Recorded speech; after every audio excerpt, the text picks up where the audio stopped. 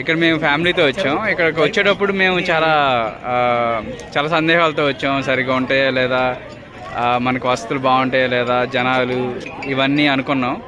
కానీ ఇక్కడికి వచ్చిన తర్వాత వాతావరణం వేరుగా ఉంది. మాకు టైం తెలియట్లేదు.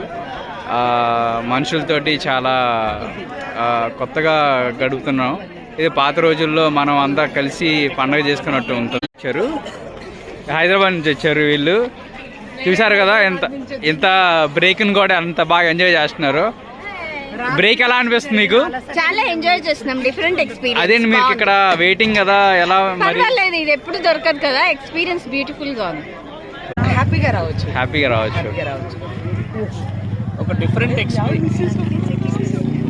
డిఫరెంట్ ఎక్స్పీరియన్స్ ఉంటుంది. అందరూ హ్యాపీగా వచ్చి, ఇది లైఫ్లో మళ్ళీ రాదు. ఒక హిందువుగా జన్మించినందుకు మహాకుంభమేళని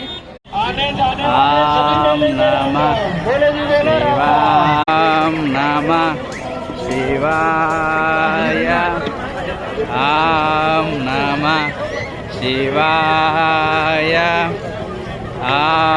ముందరే నేను మాక్సిమం మెంటల్ ప్రిపరేషన్తో వచ్చాను. ఏదైనా అడ్జస్ట్ అవుదాం అనుకున్నా ఎలాగైనా. But I'm enjoying every moment. Even the waiting I'm enjoying.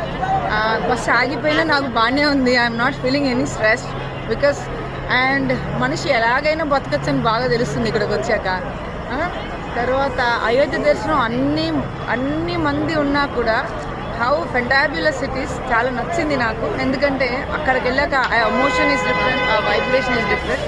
I liked it though we walked a lot.